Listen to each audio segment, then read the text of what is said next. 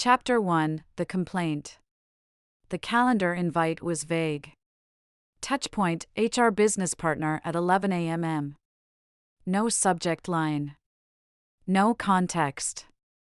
No mention of who requested it. Just a quiet slot on a Wednesday morning, like it had always been there. I didn't think much of it at first. I showed up 5 minutes early, hair pulled back, my navy blazer pressed to perfection. Clipboard in hand, notepad crisp and clean. HR meetings didn't rattle me. I knew how to play the part. I'd worked too hard to let nerves get in the way of clarity. Christine, the HR rep, was already seated when I walked in. She didn't stand. Just nodded, then gestured to the chair across from her like she was reading from an invisible script. "Thanks for making time, Nadia," she said, tapping something on her tablet. There was something in her tone. Too flat. Too rehearsed. "No problem," I said, settling into the seat. "Is this about the Q3 staffing models?" Christine blinked. Not exactly. The silence that followed was so thick, I could hear the software of the HVAC vent above us. Then she straightened slightly, looked me square in the eye, and began. "We've received some concerns about your conduct." The words didn't land at first. They just hovered, awkward and out of place.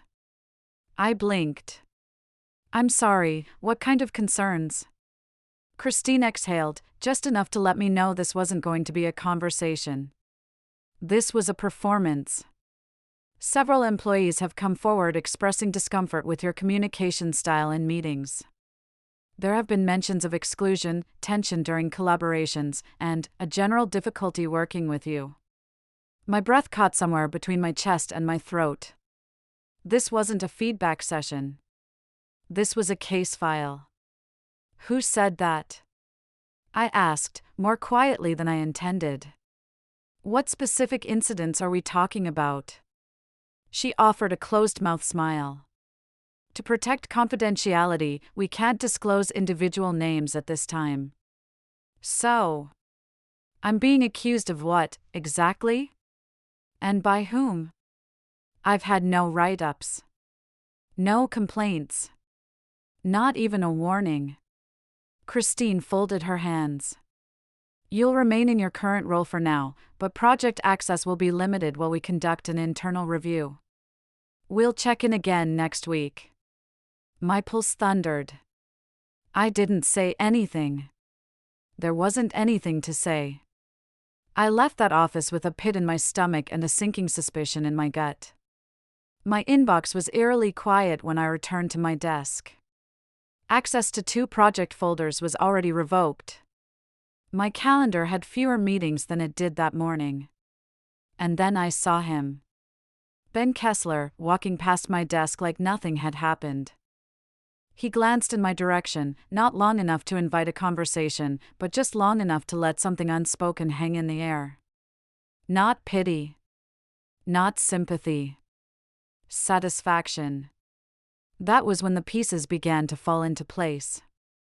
He knew. And this wasn't the first move. It was the middle. Chapter 2: The Setup. It hadn't started with that meeting. Looking back, the signs were there.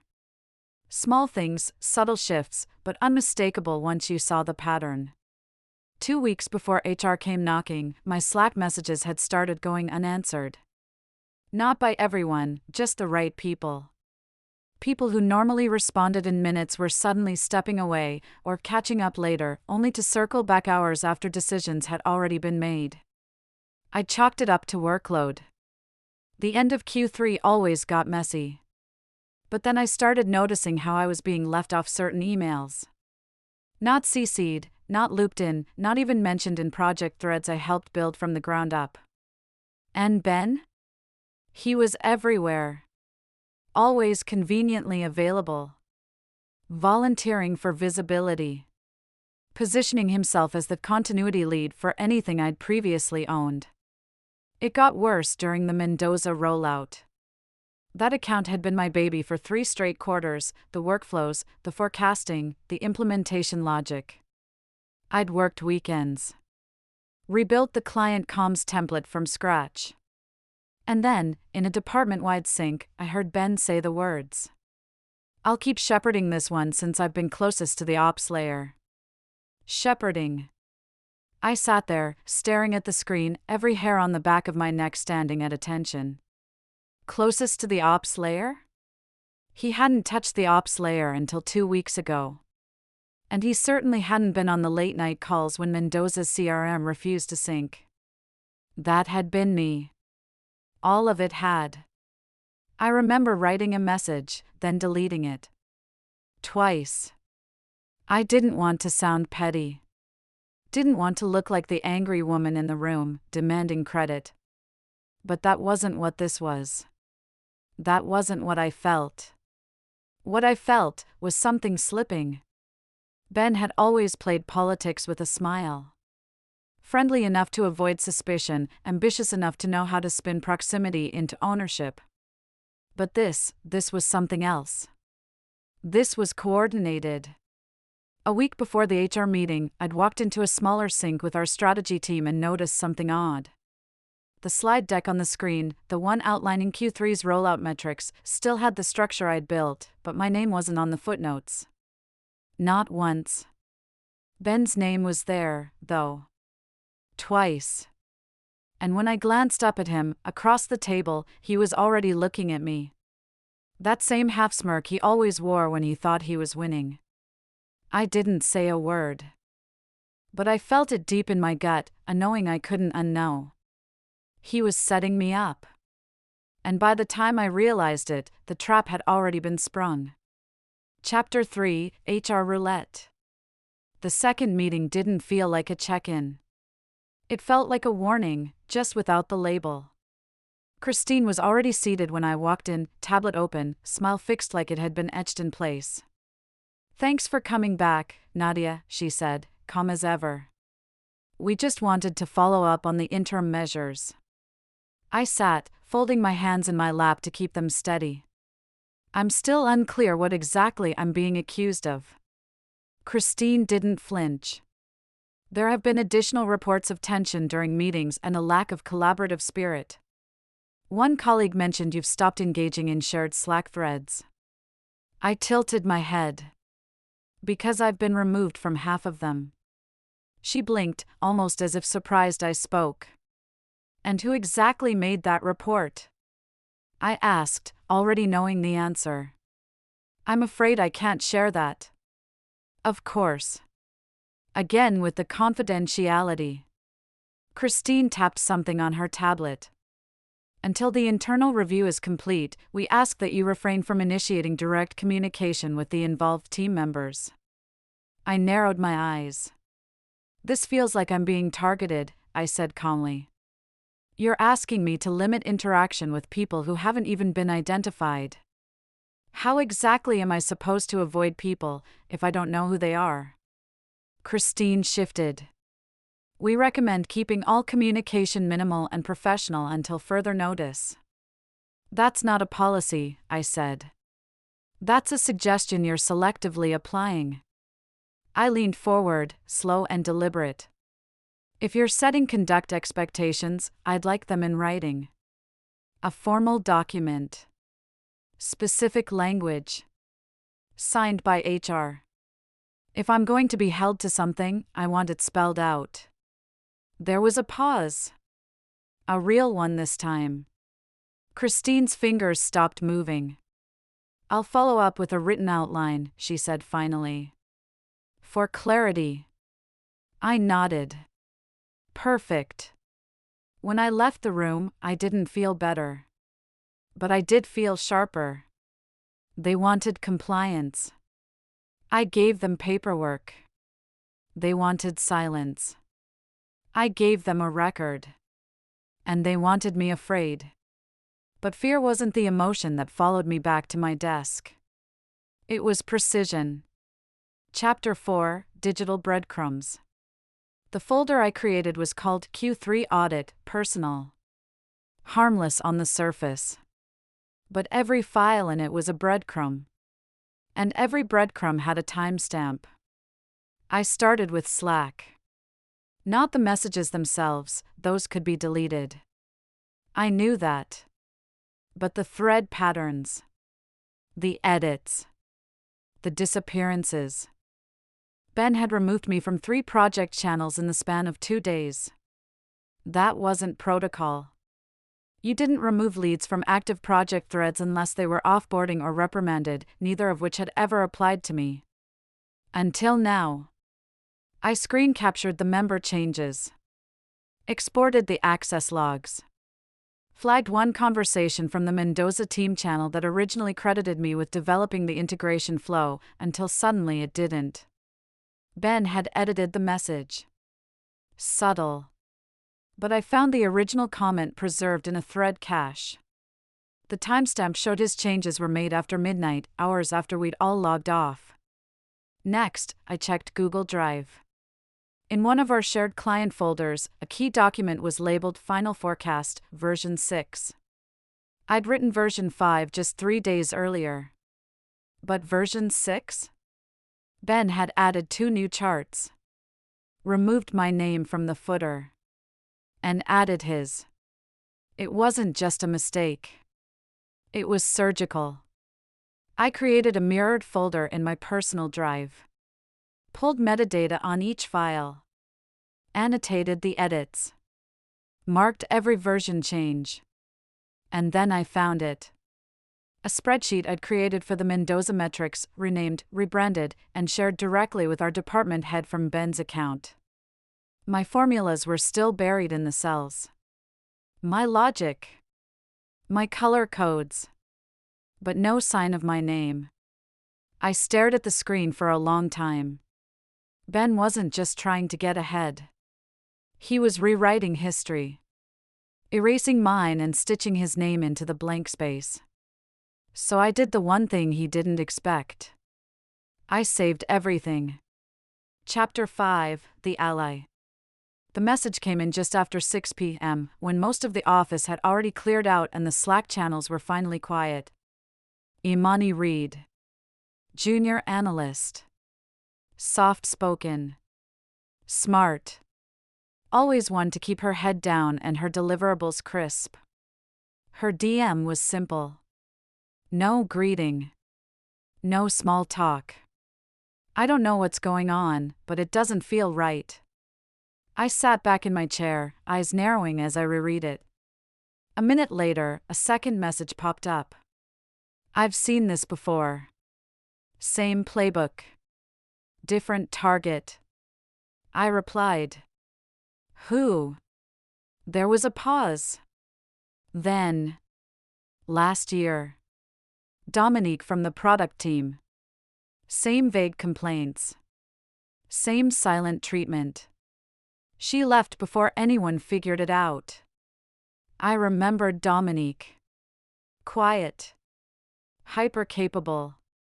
She'd vanished after a so-called reorg and no one really asked questions. Imani followed up.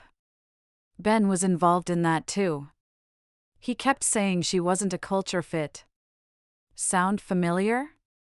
It did. Too familiar. We agreed to meet the next morning. Quietly. Off-site. We sat in the back of a cafe 2 blocks from the office, heads tilted just enough to avoid direct line of sight from the street. I don't want to get dragged into anything, Imani said, voice low, but I couldn't stay quiet. I saw how he started cutting you out of those workflows.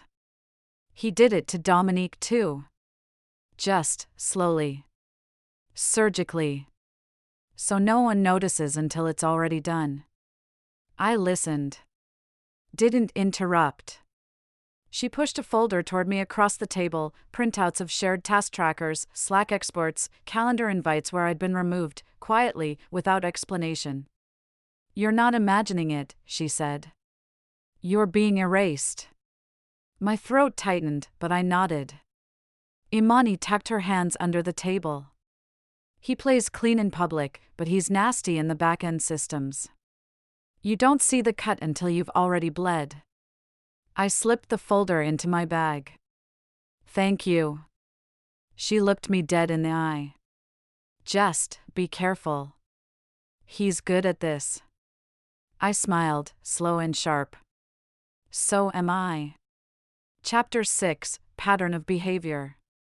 I didn't rush the report. It would have been easy to dump the screenshots into an email and hit send. To let frustration speak before strategy. But that wasn't me. Not anymore. If they were going to box me in, I'd draw my own blueprint around them. The folder I built was surgical. Every Slack export was dated, annotated, paired with project timelines.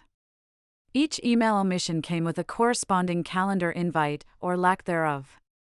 Version histories, access logs, stripped metadata. Nothing was left untouched. I labeled it neatly. Communication irregularities, Q3 cross-functional impact, Brooks. No emotion. Just evidence. I started the document like a strategist, not a victim. This is not a complaint. This is a factual review of digital access inconsistencies, version discrepancies, and collaborative breakdowns that have directly affected project continuity. Patterns outlined herein have emerged over the course of 7 weeks. It was 10 pages long, with 3 appendices. I didn't mention Ben's name directly until page 4. And when I did, it was clinical. Repeated edits by B. Kessler have overwritten original authorship, removed attribution, and created workflow confusion. I used their language, their policies, their structure. Then I uploaded it to HR's internal portal, no fanfare. No CCs. No escalation. Just a cold submission into the same system that had tried to silence me. An hour passed. Then another. When the response finally came, it was from someone I'd never spoken to before. A woman named Tanya in employee integrity. Not Christine. That was the first shift. The second came 2 days later when I passed a manager from the marketing department in the hallway. She slowed as we crossed, gave me a look that wasn't pity or politeness. It was recognition. "You knew Dominique, right?" she asked quietly. "From last year?" I nodded, careful. A bit. She didn't deserve what happened. Neither do I thought. Later that night, I dug deeper. Dominique's exit had looked voluntary, all smiles, all goodbyes. But the paper trail told another story, one-on-ones cancelled. HR meetings logged with no notes. A final email timestamped 7:12 p.m. On a Thursday. Ben had been on that project too. Different season. Same storm. And now, I wasn't the only one who noticed the pattern. It was growing sharper. Louder. Harder to ignore. The trap he built for me? I was documenting the blueprints. And for once, I wasn't the one under the microscope. Chapter 7, The Confrontation. I didn't plan to run into him. Not there. Not then. It was after hours, and most of the floor had gone dark. Just the emergency lights humming faintly and the occasional flicker from an unplugged monitor. I was printing a copy of my documentation, not to submit, but to hold. Something about ink and weight made the truth feel less deniable. The printer groaned to life. And then I heard it. His voice behind me. "Burning the midnight oil, Brooks?" Ben leaned against the corner of the supply closet like he owned the place. Loafers casual, arms crossed, smirk fully in place. That same smirk from the hallway. From the meeting. From every moment he thought I hadn't noticed what he was doing. "I could ask you the same," I said, stacking the pages without looking at him. "I just like knowing what people are working on," he said lightly. "Especially these days." I turned then, fully, and met his eyes. "You've been trying to erase me for 2 months," I said calmly. "First from threads. Then meetings. Then project decks. You rewrote the ops report and signed it like I'd never touched it. Ben shrugged, unbothered. You're making it sound so nefarious. Everyone collaborates, Nadia. Attribution gets messy. No, I said. Credit doesn't get messy unless someone's playing cleanup. His smile faltered, just slightly. A crack in the glass. I stepped closer. Why me? He paused like he didn't expect the question. Like no one had ever made him say it out loud. Because you made it look easy, he muttered finally. You were always first to the answer. First to the deliverable. You didn't have to scramble. You didn't have to charm your way through. You just showed up and nailed it. He looked away, jaw tightening. I've been here longer. I've done more grunt work. But you got the visibility. The credit. The trust. I was just filling in gaps. You weren't filling gaps, I said. You were cutting people out of them. He straightened. Well. Looks like you've made your case to HR. Good luck with that. He started to walk off. Ben. He paused. You're not as quiet as you think you are. And I'm not as alone as you hoped I'd be. He didn't reply. Just walked into the dark like it would cover him. But it wouldn't. Not anymore. Chapter 8, Discovery Call. The invite hit my inbox at 9:12 a.m. Follow-up, case number 4721, internal review discussion. Tanya had scheduled it. 30 minutes, no agenda. Camera on. I closed my laptop and took a long breath before reopening it. I already knew what this was. The difference this time? I wasn't walking in uncertain. I wasn't walking in alone. When the call opened, Tanya was already there, square-jawed, early 40s maybe, hair pulled into a clean bun. Her background was neutral, corporate, but there was nothing neutral about her tone. Thanks for joining, Nadia, she said.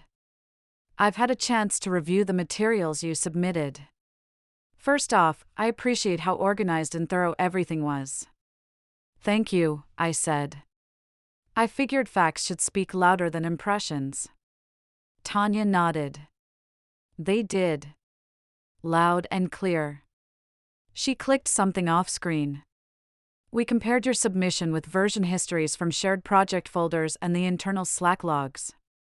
The access revocations, message edits, and file reattributions, they weren't coincidental. I said nothing.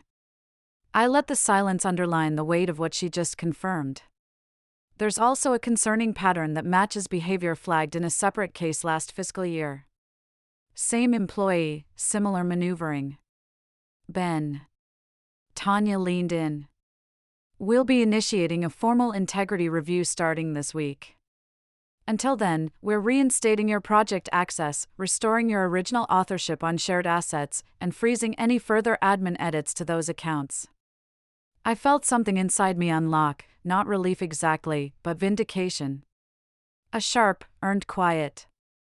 And Nadia, she added, her tone softening just slightly, thank you for not staying silent. I closed the call without rushing. Outside the window, the clouds were just beginning to split open, the morning light edging in across the street.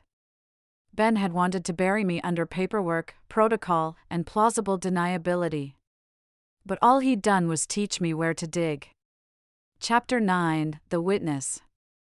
I didn't know her well. Just by name. Elena Torres, mid-level product manager, sharp, quiet, mostly kept to her side of the floor. She emailed me the morning after my meeting with Tanya. Subject line, Ben. No greeting. Just a question. Are they finally looking into him? I stared at the screen. It wasn't a trap. It wasn't shade. It was someone tired of pretending. I replied with one line. Yes. 10 minutes later, my phone buzzed. It was a Teams call. She didn't wait for pleasantries. I never reported what happened, she said. Last year, during the Heller project, Ben started pulling me off calls, said he was streamlining communication.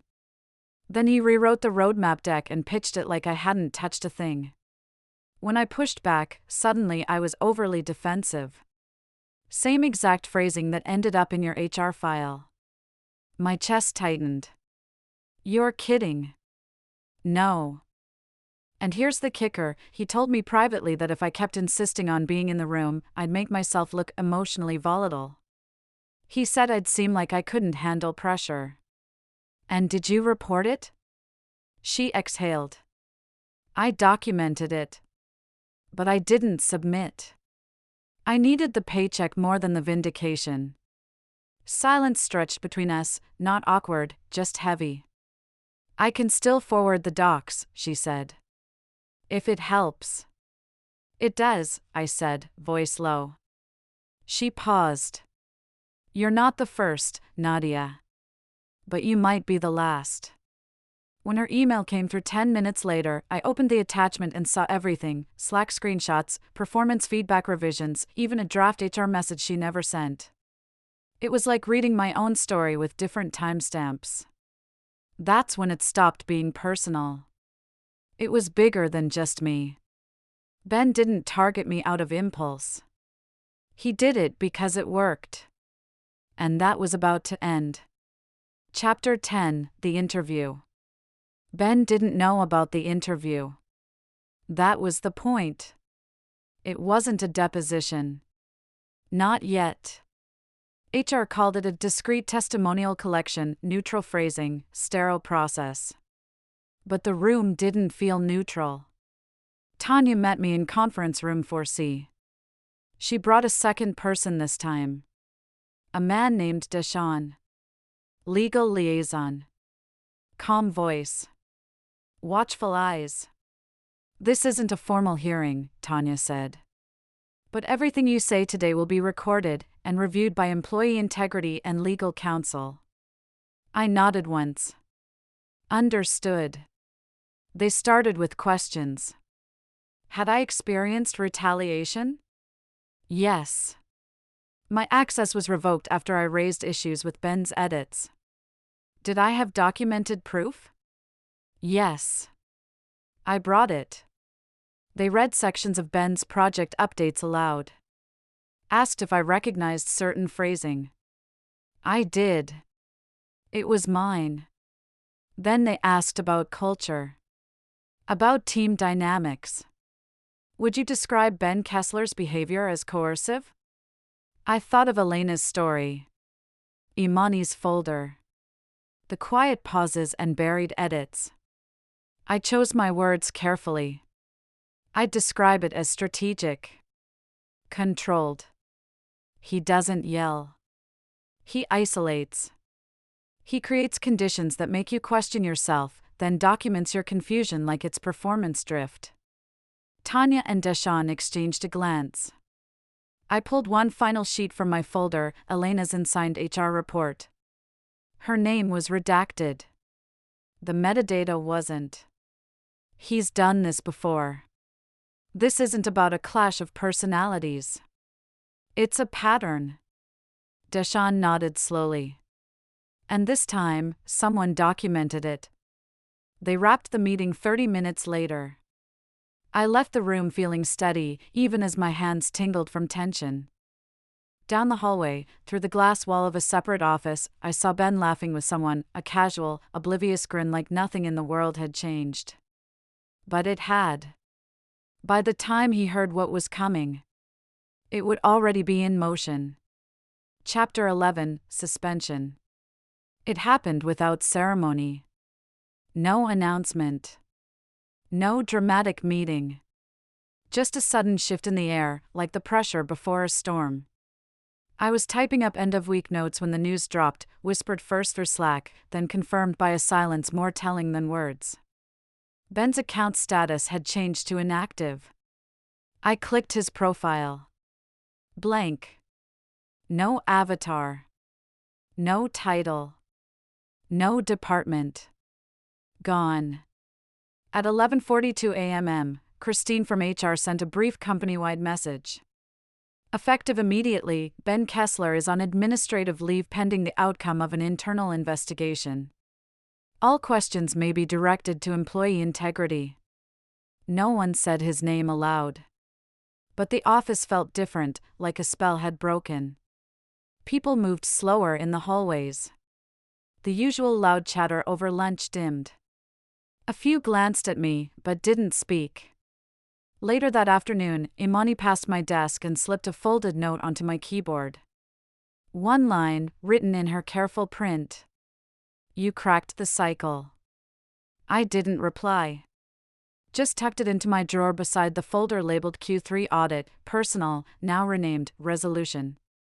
Around 4 p.m., Tanya called. No video, just voice. "We'll be closing the investigation soon," she said. "There may be further interviews. Possibly a statement from legal. But what matters is this, it's on record now. All of it." "And the others?" I asked. "Elena. Imani. A few more. They've shared documentation. Some of it goes back further than we thought." I leaned back, letting the weight of it all settle. Ben hadn't just sabotaged careers. He'd built a system of quiet erosion, a drip campaign of doubt. But he forgot that paper trails don't burn. Not when people like me know how to file them. He called me invisible. Dead weight. Background noise. But now? I was the reason he disappeared. Chapter 12, Exit Interview. They offered to handle it without me. "Tanya can walk him through the terms," Deshawn said. "You're not obligated to be present." But I was done watching from the sidelines. So I said, "Schedule me in." The conference room was smaller than I expected. No windows. Just a long gray table and a camera angled toward the center. Tanya sat at one end, Deshawn beside her. I took the seat opposite the door. Ben walked in 5 minutes late. No apology. No smirk this time, either. He looked thinner. Less polished. Like he hadn't expected things to move this fast. His eyes landed on me, and flickered, just once. Then he sat down across from me. Tanya cleared her throat. "This meeting is to confirm the findings of the internal investigation and review the proposed separation terms." Ben didn't interrupt. Not like before. He just folded his hands, jaw tight. Deshawn slid a document across the table. "You'll see a non-rehire clause. Standard. Also, due to the substantiated conduct pattern, we've recommended he be ineligible for rehire across all company subsidiaries." I said nothing. I didn't need to. Ben finally spoke. "You built a case behind my back." "No," I said. "I built it in plain sight. You just didn't look closely enough." He looked down, the weight of it settling. "I gave years to this company. And you spent them cutting people down when they got too close to your spotlight."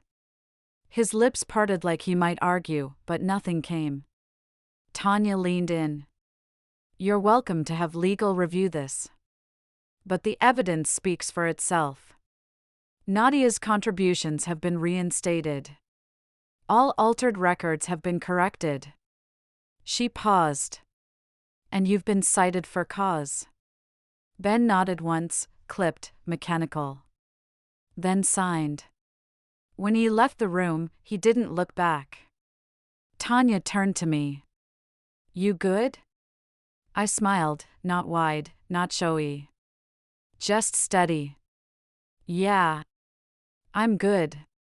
Epilogue, clean file. 3 weeks later, I received an email from Employee Integrity. Subject, Case number 4721, Final Closure Notice. I opened it without hesitation. "This matter has been reviewed, resolved, and formally archived." No disciplinary flags remain on your employment record. Your performance file has been updated to reflect original authorship across Q3 project workstreams. One clean sentence, buried near the bottom, made me pause. You are cleared of all prior allegations. Cleared. Not forgiven. Not excused. Cleared. I closed the email. Let the silence hold it. Then I pulled open the drawer where the resolution folder had lived. It was almost too late now, just a few pages left inside. I slipped it into the shredder. Watched it disappear line by line. This wasn't about vengeance anymore. It was about validation. About knowing I'd stayed calm, steady, surgical, while the man who once called me deadweight collapsed under the weight of his own patterns. They say the best revenge is living well. But sometimes, it's also making sure your name stays right where it belongs. At the top of the file. Unedited. Undeniable. Permanent. Thanks so much for watching. If you love a good revenge story, or if you've ever dreamed of getting the last word without saying much at all, you're in the right place. Be sure to like this video, subscribe to the channel, and turn on notifications so you never miss a new savage ending. Because around here, karma always hits different.